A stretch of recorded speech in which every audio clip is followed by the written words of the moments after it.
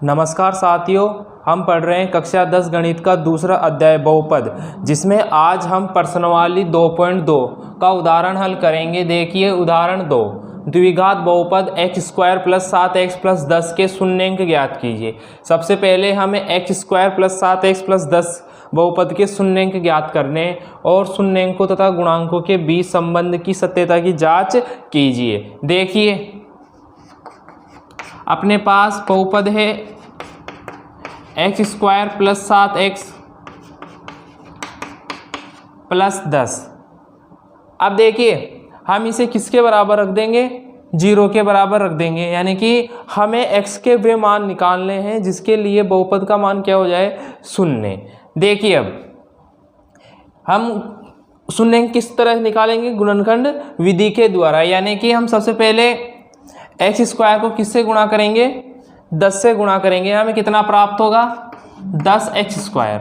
अब हम 10x² को इस तरह तोड़ेंगे कि गुणा करने पर हमें क्या प्राप्त हो, 10x², और जोड़ने या घटाने पर क्या प्राप्त हो, 7x। तो देखिए हम क्या करेंगे, 10 के अभाज्य गुणनखंड करेंगे। देखिए 10 में 2 का भाग दीजिए, क्या आएगा, 5। अब 5 में 5 का भाग दीजिए, क्या आएगा, a, यानी कि 5 2, यानी कि अब देखिए अब 5 को 2 से गुणा करो, कितना आएगा, 10। अब देखो 5 में 2 जोड़ो, कितना आएगा, 7। तो वो गुणनखंड क्या होंगे, 5x और 2x। देखिए x² + 5x + 2x + 10। देखिए 5x को 2x से गुणा कीजिए, कितना आएगा, 10x²। अब 5x में 2x जोड़िए, कितना आएगा, 7x। अब देखिए यहाँ पर हम इस पद में और इस पद में क्या लेंगे, कॉमन लेंगे। देखिए इन दोनों में कॉमन क्या आ रहा है, x, तो x को कॉमन ले लेंगे। यहाँ क्या बचा, x, और यहाँ से x बाहर जा चुका, तो यहाँ कितना हो जाएगा, 5।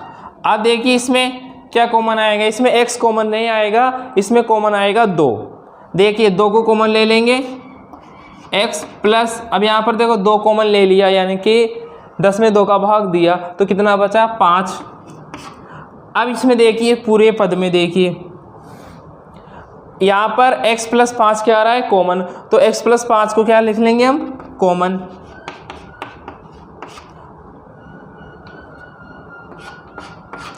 अब देखिए यहाँ से x + 5 बाहर आ गया, कितना बचा, x। यहाँ से x + 5 बाहर आ गया, कितना बचा, +2।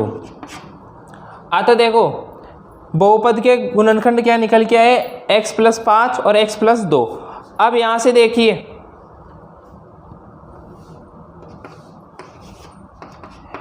x + 5 को 0 के बराबर रखेंगे, जिससे हमें बहुपद के शून्यंक प्राप्त हो।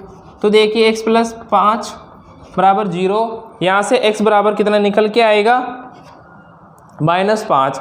यहाँ पर देखिए x + 2 = 0, x = -2।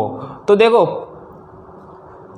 जो शून्यंक है अपने पास, अल्फा और बीटा क्या है, यहाँ पर अल्फा क्या है, -5, और बीटा क्या है, -2। अब देखिए सत्यता की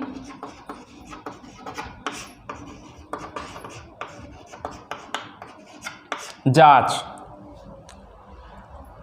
देखो पहला क्या है, अल्फा + बीटा = -b/a, यानी कि शून्यंकों का योगफल बराबर -x का गुणांक बटा x² का गुणांक। देखिए अल्फा क्या है यहाँ पर, -5,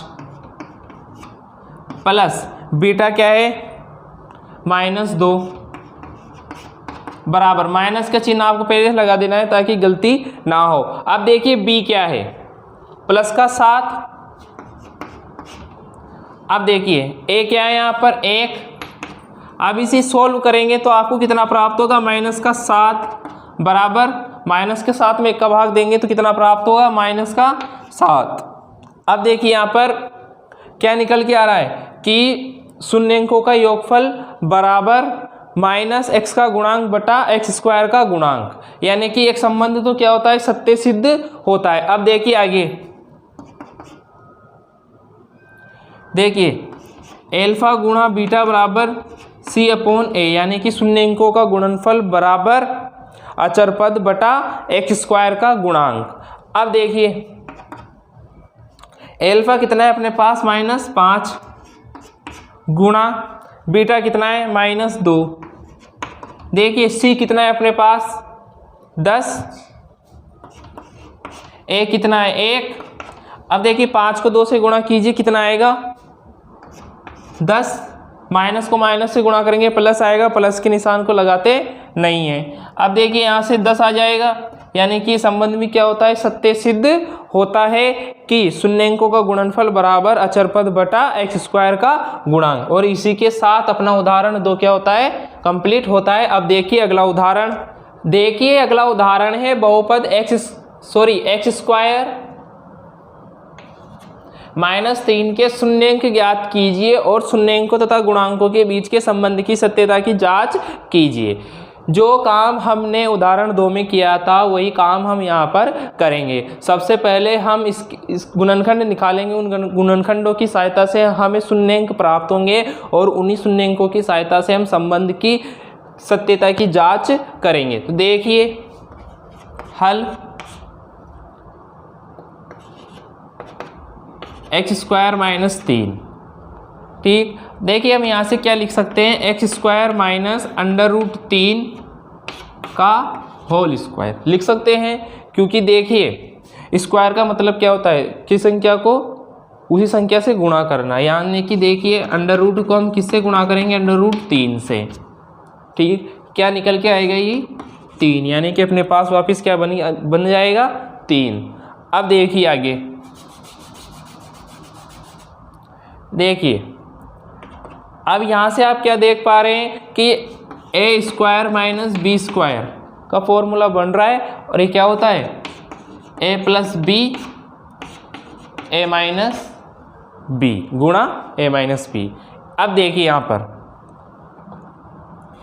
ए प्लस √3 गुणा ए माइनस √3 किससे,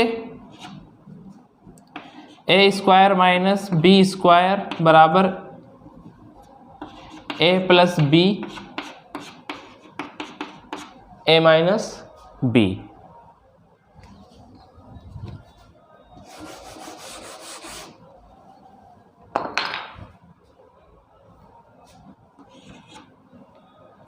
यहाँ से देखिए क्या निकल गया, आएगा अपने पास x बराबर माइनस का √3 और x बराबर √3। अब देखिए आगे क्या करेंगे अपन लोग, संबंध की सत्यता की जांच, संबंध की जांच। अब देखिए क्या होता है, पहला एल्फा प्लस बीटा बराबर -b अपॉन a। अब देखिए एल्फा कितना है अपने पास, इसे मान ले एल्फा और इसे बीटा, एल्फा माइनस √3 प्लस ये कितना है √3। अब देखिए माइनस लगा दीजिए आप। अब b का मान क्या है, अब इसे देखिए ध्यानपूर्वक देखिए, इसे हमें दे क्या रखा है, ए स्क्वायर माइनस √3 का होल स्क्वायर। अब ये आप जानते हैं द्विघात बहुपद है, तो पहले आप द्विघात बहुपद का व्यापक रूप देख लीजिए, होता है ax square plus bx plus c। देखिए क्या है, अचर पद है यानी कि c है। ये कितना है, ये क्या है, ax स्क्वायर है, यानी कि यहाँ पर b का मान क्या है, 0, जिससे x क्या हो गया, 0, यानी कि b का मान क्या रखेंगे अपन लोग, 0। a का मान कितना है यहाँ पर, 1। अब देखिए यहाँ से √3 एक प्लस का एक माइनस का है, कितना हो जाएगा, 0, 0 बराबर 0, यानी कि ये संबंध क्या निकल के आता है, सत्य सिद्ध होता है। आगे देखिए एल्फा गुणा बीटा बराबर सी अपॉन ए। यहां से देखिए एल्फा कितना है अपने पास, माइनस का अंडर रूट 3 गुणा बीटा कितना है, अंडर रूट 3। यहां से देखिए सी कितना है अपने पास, 3 है, या फिर आप इसे खेल लीजिए, कोई दिक्कत वाली बात नहीं है।